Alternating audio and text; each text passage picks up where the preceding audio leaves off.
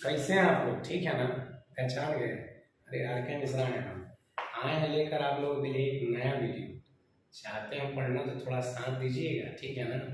बड़ी मज़ेदार चीज़ लेकर आए हैं आप सभी लोगों के लिए। मन तो पक्का लगेगा हमारे साथ। थोड़ा सा समय दीजिए, बाकी सब हम पे छोड़ दीजिए, है कि नहीं? आइए देखते हैं, कुछ स्पेशल लेकर आए हैं आप लोगों के लिए। अकाउंटेंसी का क्लास 12 का चैप्टर नंबर 1 याद है ना आपको? क्लास में पढ़ाए तो थे, नहीं भी पढ़े थे तो आइए यहाँ और गोलमाल होने वाला है, ठीक है ना? पहला चैप्टर है accounting for not for profit organization. क्या है ये chapter? Accounting for not for profit organization. ये हमारा पहला चैप्टर है। आपको इस चैप्टर के बारे में पहले बता दें कि जो चैप्टरवा है, बिहार बोर्ड में समझ लीजिए कि अकेला चैप्टरवा आपको पावरफुल बना सकता है। जानते हैं कहाँ से? ये चैप्टरवा में से जो है हमको लगता है कि हर साल 20 नंबर, 22 नंबर, 25 नंबर ऐसे सवाल पूछता है। हमको ये नहीं समझ में आता है कि ससुरा ये बिहार बोर्ड का जो क्वेश्चन पेपर सेट करता है, क्या उसको यही चैप्टर केवल ढंग आता है और ये सब चैप्टर नहीं जानता है क्या? इसी चैप्टर में से देखते हैं कि पूरा क्वेश्चन पेपर भरा होता है, मैंने एकदम लीदर छीदर हो जाता है। लीदर छीदर समझते हैं, चारों तरफ इसी चैप्टर के क्वेश्चन दिखाई देते हैं। तो चलिए, जब यही दिखाई देता है तो इसी को तनिक दबा के पढ़ लेते हैं। क्या करते हैं, आइए देखते हैं कि चैप्टर में है क्या। चैप्टर का नाम बहुत लंबा चौड़ा है, देख रहे हैं लिखा हुआ है accounting for not for profit organization. अभी नाम देख के बच्चा पहले ही जो है ना ठहरा जाता है, सोचता है कैसे पढ़े, नाम ही इतना भारी है तो सवाल कितना भारी होगा। भारी वही कुछ नहीं है। आइए इसको देखते हैं कि इसमें है क्या क्या। पहले ना एक टर्म आपको दिखाई दे रहा होगा, अकाउंटिंग। यहाँ दिखाई दे रहा है अकाउंटिंग लिखा हुआ है। इस शब्द जो है ना बहुत पुराना है। 11वीं क्लास में लड़का, छोटे छोटे लड़का सब आता है ना, हम लोग उसको पढ़ाते हैं कि अकाउंटिंग होता क्या है। तो चलिए पहले जी आपको भी पढ़ा देते हैं अकाउंटिंग का होता है, लेकिन 11 के बच्चों की तरह नहीं पढ़ाएंगे, कैसे कि आप लोग बच्चा नहीं है। 12 में जो लड़का आ गया वो आधा पढ़ा जाता है, कैसे कि 11 में तो सारी एनर्जी गंवा के आता है। जरा ध्यान दीजिएगा यहाँ पर। अकाउंटिंग का शॉर्ट मीनिंग भी लिखा हुआ है, अकाउंटिंग का लॉन्ग मीनिंग भी लिखा हुआ है। अब आप दोनों में से जिसको समझ लें, दोनों में से जिसको समझ लें, दोनों में से जिसको याद रखें, जिसको जितना बढ़िया से समझ लें उतना बढ़िया है। अकाउंटिंग का शॉर्ट मीनिंग लिखा हुआ है, accounting is the language of business. क्या लिखा हुआ है जी? Accounting is the language of business. मतलब अकाउंटिंग जो है ना व्यवसाय की भाषा है। अकाउंटिंग व्यवसाय की एक क्या है? भाषा है। अब सबसे पहले हम इसमें ये जानेंगे कि लैंग्वेज यानी भाषा होता क्या है। देखिए, विश्व में ना जाने कितनी लाख कितनी करोड़ भाषाएं बोली जाती हैं।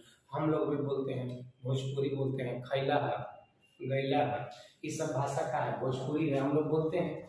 भोजपुरी है ना हम लोग का मातृभाषा है जी, क्योंकि हम लोग बिहार के रहने वाले हैं तो भोजपुरी बोलेंगे। हिंदी भी भाषा है, अंग्रेजी भाषा है, उर्दू भाषा है, मैथिली भाषा है, ये सब भाषाएं हैं। तो भाषाओं का काम क्या होता है? भाषा जो होता है ना वो एक तरह का ऐसा साधन होता है जिससे हम एक दूसरे से बात कर पाए, जिससे हम एक दूसरे से क्या कर पाते हैं? बात कर पाते हैं। अगर अंग्रेजी में कहा जाए तो language is a source by which can communicate with others. Language जो होता है ऐसा सोर्स होता है जिससे कि हम दूसरों के साथ बात कर सकते हैं। बिल्कुल वैसे ही अकाउंटिंग भी एक भाषा है। किसकी भाषा है? बिजनेस की भाषा है। अगर आपने अकाउंटिंग की है तो आप व्यवसाय के बारे में बातें एक दूसरे के साथ निश्चित कर सकते हैं। इसीलिए अकाउंटिंग को व्यवसाय की एक भाषा कही जाती है।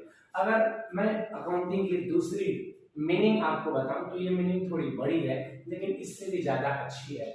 यही मीनिंग जो है ना बच्चों को 11th क्लास में लिखवाया जाता है। लिखा हुआ है अकाउंटिंग इज अ सिस्टम। क्या लिखा है बेटा? Accounting is a system, accounting is a systematic process. क्या लिखा हुआ है जी? Accounting is a systematic process of identifying. ध्यान दीजिएगा, अकाउंटिंग जो है एक सिस्टमैटिक प्रोसेस है। कैसा प्रोसेस है? एक सिस्टमैटिक प्रोसेस है जिसमें हम क्या करते हैं? पहले आइडेंटिफाइंग करते हैं, फिर उसके बाद मेजरिंग करते हैं, फिर उसके बाद रिकॉर्डिंग करते हैं, फिर उसके बाद क्लासिफाइंग करते हैं, फिर उसके बाद समराइजिंग करते हैं, फिर उसके बाद इंटरप्रेटिंग करते हैं, फिर उसके बाद कम्युनिकेटिंग करते हैं। किसका? फाइनेंशियल इंफॉर्मेशन का। किसका जी? फाइनेंशियल इंफॉर्मेशन का कम्युनिकेशन करते हैं। मतलब आप इसमें अगर गिनेंगे तो ये अकाउंटिंग जो एक आपको सिस्टमैटिक प्रोसेस दिखाई दे रहा है, इसमें 7 स्टेप दिखाई देंगे। पहला स्टेप होता है आइडेंटिफाइंग का, दूसरा होता है मेजरिंग का, तीसरा होता है रिकॉर्डिंग का, चौथा होता है क्लासिफाइंग का, पांचवा होता है समराइजिंग का, छठवां होता है इंटरप्रेटिंग का और सातवां होता है कम्युनिकेटिंग का। मैं इन सब के बारे में ना एक एक लाइन आपको बता देता हूँ। आइडेंटिफाइंग में हम क्या करते हैं जानते हैं? बिजनेस के फाइनेंशियल ट्रांजैक्शन को रिकॉर्ड करते हैं या आइडेंटिफाई करते हैं, पहचान करते हैं। हम ये पहचान करते हैं कि कौन सा ट्रांजैक्शन हमारे बिजनेस को फाइनेंशियली अफेक्ट कर रहा है और कौन सा ट्रांजैक्शन हमारे बिजनेस को फाइनेंशियली अफेक्ट नहीं कर रहा है। तो पहले हम पहचान करते हैं कि कौन सा लेन देन हमारे व्यवसाय को प्रभावित कर रहा है और कौन सा लेन देन हमारे व्यवसाय को प्रभावित नहीं कर रहा है। जो भी ट्रांजैक्शन हमारे व्यवसाय के फाइनेंशियल पोजीशन को क्या कर रहे हैं, कह सकते हैं कि प्रभावित कर रहे हैं, जो हमारे व्यवसाय की वित्तीय स्थिति को प्रभावित कर रहे हैं, उनको हम बिजनेस का ट्रांजैक्शन कहते हैं। क्या कहते हैं? आप बिजनेस का ट्रांजैक्शन कह लीजिए या बिजनेस का इवेंट कह लीजिए। अब इसमें एक टर्म आता है इवेंट। इवेंट क्या होता है? इवेंट को हम लोग कहते हैं, इवेंट का हिंदी होता है घटना। इवेंट का हिंदी क्या होता है? घटना। अगर आसानी से इसको कहा जाए तो घटना क्या होती है? हमारे चारों तरफ जो कुछ हो रहा है सब कुछ क्या है? एक घटना है। इवेंट का मतलब होता है everything which is happened around us is an event. हमारे चारों तरफ जो कुछ हो रहा है, जो कुछ भी हो रहा है, अच्छा हो रहा है, बुरा हो रहा है, बिजनेस के अंदर हो रहा है, बिजनेस के बाहर हो रहा है, जो कुछ हो रहा है सब कुछ एक इवेंट है। ठीक है ना? और ट्रांजैक्शन क्या होता है? ट्रांजैक्शन भी एक तरह का इवेंट ही होता है। ट्रांजैक्शन भी एक तरह का क्या होता है? इवेंट होता है, लेकिन उससे हमारा व्यवसाय प्रभावित होता है, फाइनेंशियली इफेक्टेड होता है, इसलिए उसको हम बिजनेस ट्रांजैक्शन कहते हैं। तो सबसे पहले अकाउंटिंग में हम क्या करते हैं?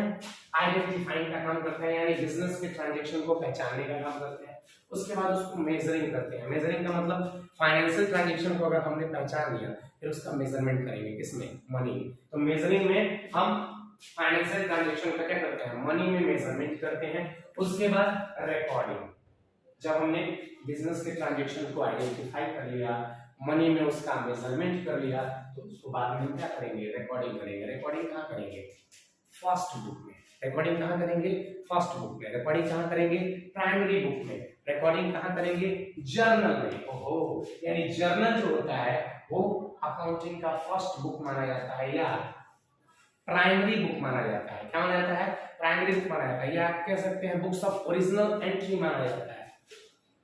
उसमें जो है रिकॉर्डिंग क्या आता है? क्लासिफाइंग का मतलब होता है ग्रुपिंग द फाइनेंशियल ट्रांजैक्शन, यानी जो भी फाइनेंशियल ट्रांजैक्शन होते हैं उनको हम ग्रुपिंग करते हैं। ग्रुपिंग का मतलब हम क्लासिफाइंग में लेजर बनाते हैं। लेजर बनाने का मतलब ये हुआ कि जितने भी बिजनेस में ट्रांजैक्शन होते हैं, चाहे वो परचेस से रिलेटेड हो, चाहे वो सेल्स से रिलेटेड हो, चाहे वो कैश से रिलेटेड हो, चाहे वो डेटर से रिलेटेड हो, चाहे वो क्रेडिटर से रिलेटेड हो, किसी भी तरह का ट्रांजैक्शन हो उसको हम क्या करते हैं? क्लासिफाइंग करते हैं, मतलब अलग अलग करते हैं, ग्रुपिंग करते हैं। और ग्रुपिंग करके क्या बनाते हैं? लेजर। यानी क्लासिफाइंग के थ्रू हम लेजर बनाते हैं, लेजर को मेंटेन करते हैं। उसके बाद होता है समराइजिंग। समराइजिंग के थ्रू हम क्या करते हैं? स्टेटमेंट बनाते हैं। क्या बनाते हैं जी? स्टेटमेंट बनाते हैं। कैसा स्टेटमेंट? ट्रायल बैलेंस बनाते हैं, trading and profit and loss account बनाते हैं और बैलेंस शीट बनाते हैं। ये वो स्टेटमेंट होते हैं जो बिजनेस की प्रॉफिट अर्निंग कैपेसिटी को और बिजनेस के फाइनेंशियल पोजीशन को बताते हैं। उसके बाद छठवां जो स्टेप होता है इंटरप्रेटिंग का, ये बहुत मजेदार स्टेप है। एक बात बताइए, समराइजिंग के थ्रू हमने क्या किया? हमने ट्रायल बैलेंस बनाया, हमने trading and profit and loss account बनाया, हमने बैलेंस शीट बनाया। तो बनाने से पता क्या चला? किसी भी इंडिविजुअल को, किसी आम आदमी को trial balance, trading and profit and loss account, balance sheet का स्टेटमेंट दिखा दिया जाए तो ससुरा समझेगा कौन चीज? कुछ नहीं समझेगा। उस आम आदमी को जो कॉमर्स का क ख ग नहीं जानता, उसको फाइनेंशियल स्टेटमेंट दे देने से वो तो बेहोश होने लगेगा। उसको बात तब समझ में आएगी, एक आम आदमी को किसी कंपनी के स्टेटमेंट्स तब समझ में आएंगे जब वो आसान हो जाए। क्या हो जाए? आसान हो, हर आदमी उसे आसानी से समझ पाए। इसके लिए इंटरप्रेटिंग किया जाता है। इंटरप्रेटिंग का मतलब क्या होता है? To make easy to understand the financial position, to make the easy the financial statement of any business, मतलब इंटरप्रेटिंग के थ्रू हम क्या करते हैं, इजी बना देते हैं किसको, फाइनेंशियल स्टेटमेंट को, जो कि समराइजिंग के थ्रू बनाए जाते हैं।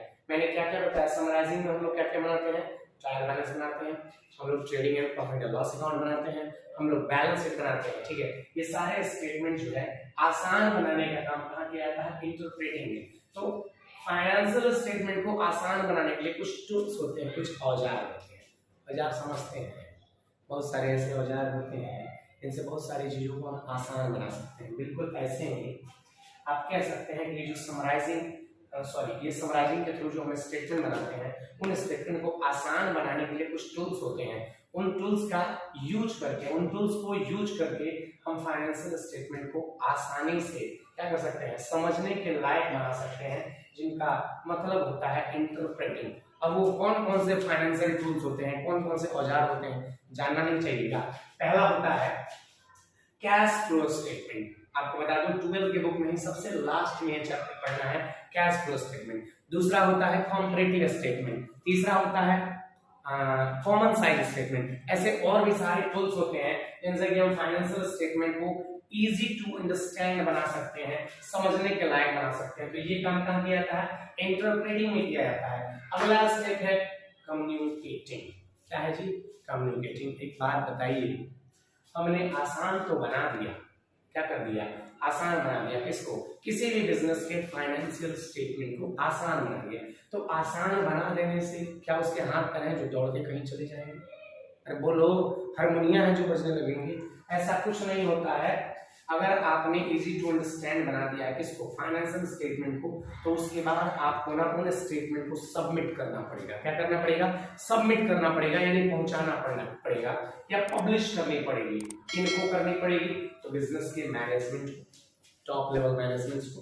उसके बाद जो बिजनेस के यूजर्स हैं, जो हमारे बिजनेस के यूजर्स हैं, यूजर्स कौन कौन होते हैं, वो यूजर्स वो लोग होते हैं जिनको हमारी कंपनी से या हमारे बिजनेस से मतलब होता है, हमें इंटरेस्ट होता है, वो यूजर कहलाते हैं। जैसे यूजर की दो कैटेगरी होती है, इंटरनल यूजर्स और एक्सटर्नल यूजर्स। इंटरनल यूजर्स कौन कौन से होते हैं, जो लोग कंपनी के अंदर होते हैं उनको इंटरनल यूजर कहा जाता है, और जो लोग कंपनी के बाहर होते हैं उनको एक्सटर्नल यूजर कहा जाता है। तो इंटरनल यूजर में मैं आपको गिनवा देता हूँ कुछ लोग, जैसे इंटरनल यूजर में आते हैं कौन कौन से, ओनर आते हैं, मैनेजर आते हैं, उसके बाद एम्प्लॉइज आते हैं। ये सभी कंपनी के इंटरनल यूजर हैं जो कंपनी के फाइनेंशियल स्टेटमेंट को यूज करते हैं। एक्सटर्नल यूजर कौन कौन से होते हैं, गवर्नमेंट होती है, टैक्स डिपार्टमेंट होता है, इन्वेस्टर्स होते हैं, क्रेडिटर होते हैं, ये सभी कंपनी के एक्सटर्नल यूजर हैं। ये सभी एक दूसरे से कम्युनिकेट कर पाए, इसलिए कंपनी को अपने फाइनेंशियल पोजीशन को इंटरप्रेट करने के बाद पब्लिश करना पड़ता है, सबमिट करना पड़ता है, ताकि उस फाइनेंशियल स्टेटमेंट को पढ़ने के बाद, देखने के बाद सभी यूजर्स आपस में एक दूसरे से कम्युनिकेट कर पाए। ठीक है, किसको कम्युनिकेट कर पाए, फाइनेंशियल इंफॉर्मेशन को कम्युनिकेट कर पाए। समझना ही मेरी बात। तो ये जो है ना अकाउंटिंग का लंबा चौड़ा मीनिंग है। ये मीनिंग ना 11th क्लास में पढ़ाई जाती है। अच्छा, आप लोगों का टाइम चल रहा है, इसलिए मैंने 12th क्लास में भी आपको एक बार रिविजन करवा दिया। अगर फिर से आपको 11th का सिलेबस पढ़ना हो, या आपके जान पहचान में 11th के छोटे छोटे बच्चे हों जो 11th की पढ़ाई करनी चाहते हो, उनको जरूर एक बार मिश्रा जी के दरबार में भेजिए, सेवा का मौका दीजिए। जिले भर के बच्चे जो है ना दबा के सेवा ले रहे हैं हमसे, आप भी आ जाइए, सेवा बहुत जबरदस्त मिलेगी। आइए आगे बढ़ते हैं। अभी तक ना हम लोगों ने केवल अकाउंटिंग के टर्म को जाना है, अब हम जानेंगे कि ऑर्गेनाइजेशन क्या होता है। क्या होता है जी, ऑर्गेनाइजेशन क्या होता है, ये हम लोग जानेंगे। देखिए इतने कोना में झांकिए, कोना में देख रहे हैं, कुछ बड़ी बढ़िया बढ़िया बात लिखे हुए हैं। देखिए अंग्रेजी में नाम को लगता है बड़ी लड़छुट वाला भाषा है, लड़छुट समझते हैं।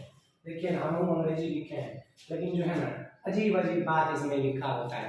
देखिए ऑर्गेनाइजेशन भी दो तरीका से लिखा होता है, स्पेलिंग पर तनिक गौर करिएगा, ORGANISATION। अगर आप ऑर्गेनाइजेशन ऐसे लिखते हैं तो कहा जाता है कि ब्रिटिश हम इंग्लिश है। कैसा इंग्लिश है जी, ब्रिटिश इंग्लिश है। और ORGANIZATION अगर लिखते हैं, मतलब एस एक जगह पर जेड ए लिखते हैं, तो इसको अमेरिकन इंग्लिश माना जाता है। अब दोनों का दोनों सही है, संयोग देखिए कैसा है, दोनों लिख दिए ना, दोनों में से कोई भी लिख दिया ऑर्गेनाइजेशन उसको सही ही माना जाएगा, क्योंकि दोनों का स्पेलिंग में थोड़ा सा डिफरेंस है। मतलब एस की जगह पर जेड लिखा हुआ है और जेड की जगह पर एस लिखा हुआ है, लेकिन दोनों का मतलब जो है एकदम सेम होता है। अच्छा, जानते हैं इसका हिंदी का होता है, देखिए पूरा बोर्ड छपा हुआ है हिंदी से।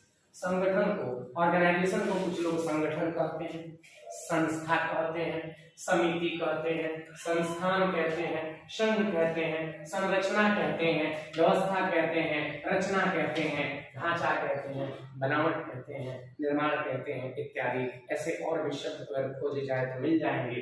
ये सभी हिंदी शब्द जो है ऑर्गेनाइजेशन के हैं। तो अब हम जानेंगे कि ऑर्गेनाइजेशन होता क्या है। इतना लंबा चौड़ा इसका हिंदी इंग्लिश लिखा हुआ है।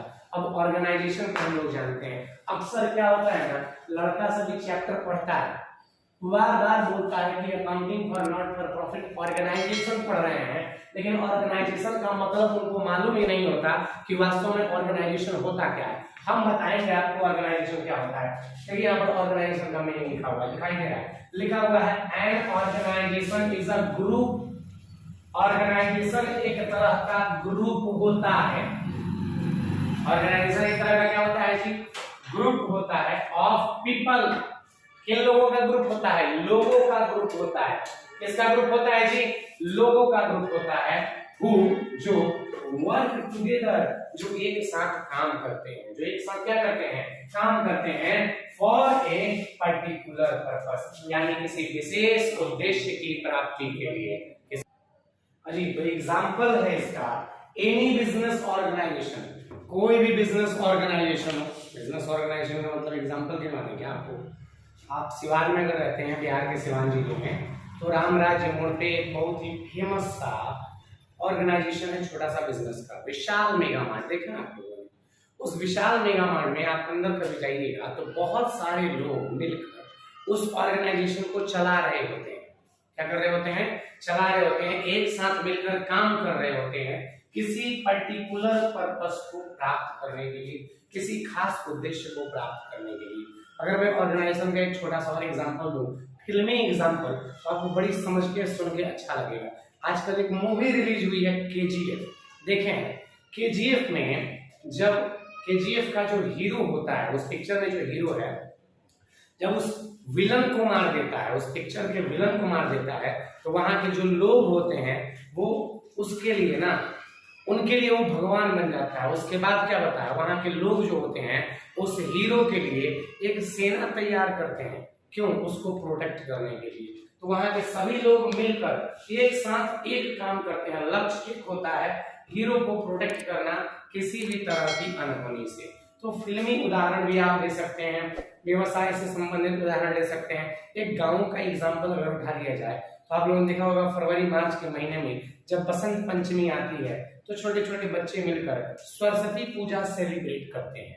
उसमें होता क्या है, 5-10 बच्चे एक साथ मिलते हैं, ठीक है, उसके लिए चंदा जुटाते हैं और चंदा जुटाने के बाद उस पूजा को सेलिब्रेट करते हैं। सबका एक ही पर्पस होता है, सरस्वती पूजा को सेलिब्रेट करना, और इसके लिए सभी बच्चे मिलजुल कर एक लक्ष्य को प्राप्त करने के लिए, यानी जबरदस्त सेलिब्रेशन के लिए काम करते हैं। वो भी एक तरह की समिति होती है, मतलब ऑर्गेनाइजेशन होता है।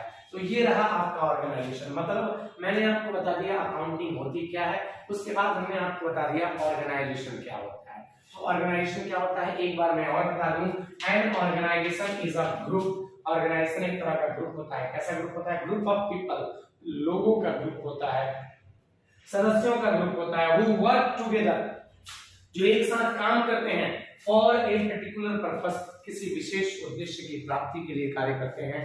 ऐसे संस्थाओं को या ऐसे जगहों को हम संगठन कहेंगे। क्या कहेंगे, संस्था कहेंगे। आप यहाँ देख सकते हैं ऑर्गेनाइजेशन की बहुत सारी हिंदी हमने लिख रखी है, ठीक है। तो अभी तक हम लोगों ने इस चैप्टर में क्या क्या पढ़ा, अकाउंटिंग पढ़ा, उसके बाद ऑर्गेनाइजेशन पढ़ा।